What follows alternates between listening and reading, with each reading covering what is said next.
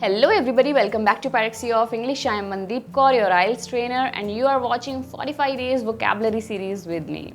So guys, इस vocabulary series में हम जितने भी words learn करने वाले हैं वो सारे के सारे आपके लिए practically बहुत ही beneficial और useful होने वाले हैं. सिर्फ IELTS के लिए ही नहीं बल्कि हमारी जो normal journal conversations होती हैं, day to day routine में जो हमारी बातें होती हैं उनके लिए भी ये vocabularies जो हैं बहुत ही important और useful होने वाली है. Usually क्या होता है guys, whenever we download a list from the internet या कोई भी वीडियोस देखते हैं तो बहुत सारे अच्छे अच्छे वर्ड्स तो हमें देखने को मिलते हैं, सीखने को मिलते हैं, लेकिन वो हम यूज़ नहीं कर पाते. हमने लर्न कर लिया लेकिन ना तो वो सिचुएशन आई जिसमें हमने सोचा था we will put this word over there, या हम कभी उन टॉपिक्स पे डिस्कस नहीं कर रहे, लिख नहीं रहे और हमें पता ही नहीं उनको एक्चुअली में यूज़ कैसे करना है, अपनी नॉर्मल लाइफ में, नॉर्मल रूटीन में उनको इंटीग्रेट कैसे करना है.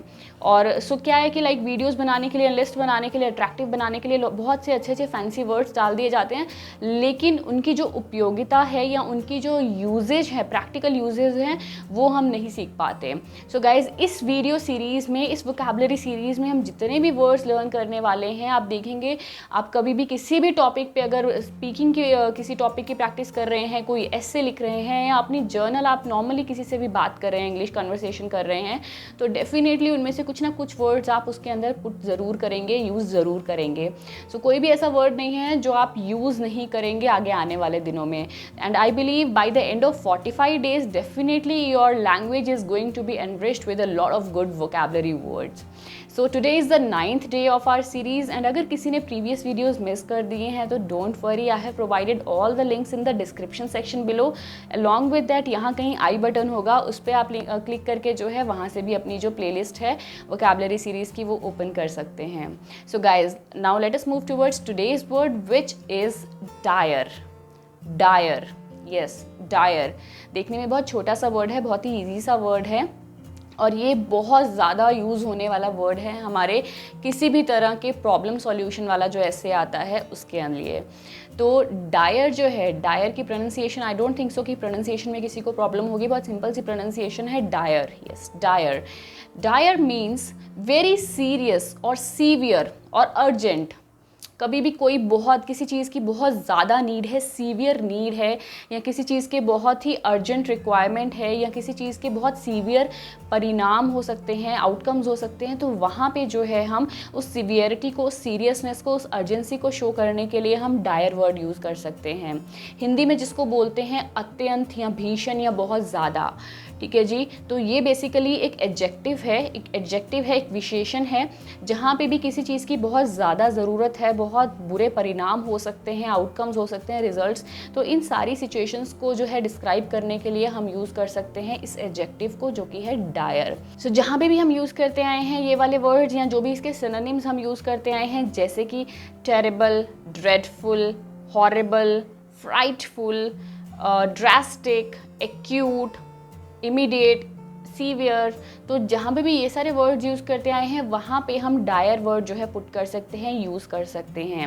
और यूजुअली हम दो तरह के सेंटेंसेस इससे फॉर्म करते हैं. आपको और थोड़ा सा इजी करके मैं बता दूँ, अगर किसी को प्रॉब्लम है कि यार ये वर्ड कैसे पुट करना है, तो मैं सिंपल सा आपको हिंट बताती हूँ. आप अगर कुछ और नहीं करना, आपको जब भी सेंटेंसेस फॉर्म करने हैं सिर्फ ये वाले दो तरह के सेंटेंसेस आप इस वर्ड को यूज़ करके फॉर्म कीजिए और आपका जो है काम खत्म.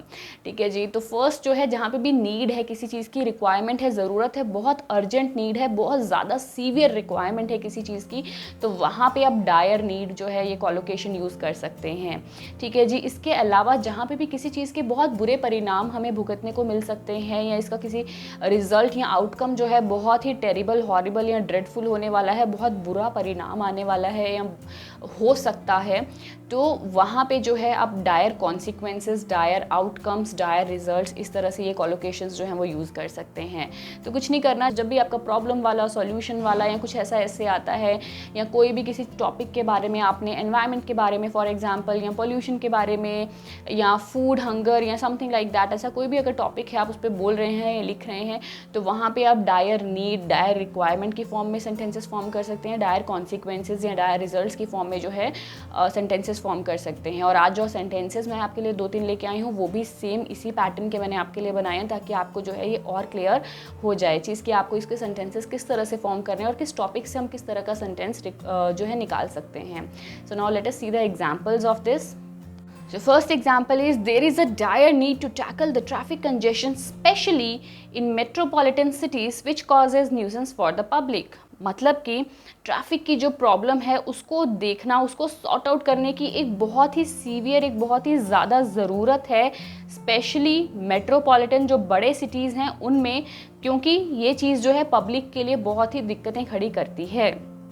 ठीक है जी, सेकेंड एग्जाम्पल की तरफ चलते हैं। Second example is if social distancing is not maintained during the pandemic, then the whole world may have to face dire consequences.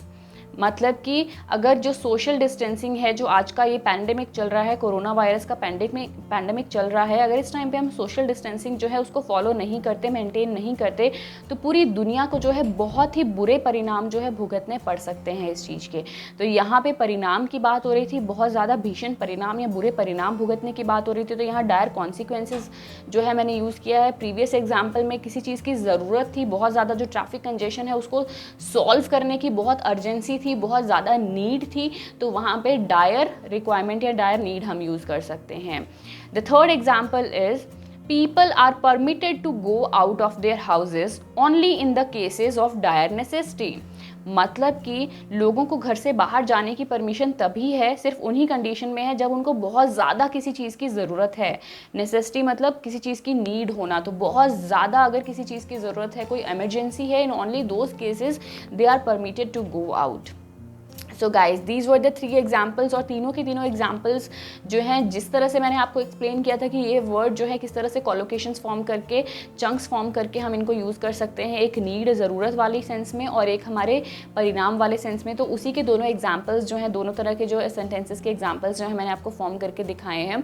तो ये जो है डायरेक्टली आप इसी तरह से सेंटेंसेस फॉर्म करके, जहाँ पे भी आपको किसी पॉल्यूशन के हमें जो परिणाम भुगतने पड़ सकते हैं, या फिर हम जो लाइक ग्लोबल वार्मिंग जो हमारी हो रही है, ग्लोबल वार्मिंग का कभी ऐसे आता है तो उसके परिणाम भुगतने पड़ सकते हैं, आप उसके सेंस में कर सकते हो।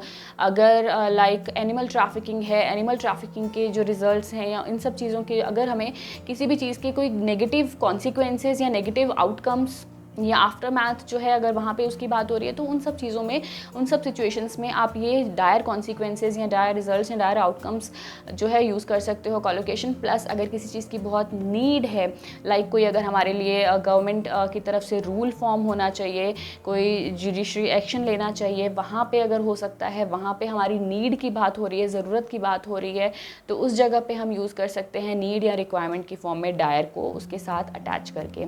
सो guys I would love to some of the sentences using the word dire in the comment section below, क्योंकि ये मुझे बताता है कि हाँ, ये वर्ड जो था आपको क्लियर हो चुका है, and along with that it also motivates me to make more useful videos for you people. So guys, this was all for today. Tomorrow we will meet with a new word and a new video, and if you are new on this channel, don't forget to subscribe the channel and hit the bell icon. So guys, till tomorrow, bye bye, see you.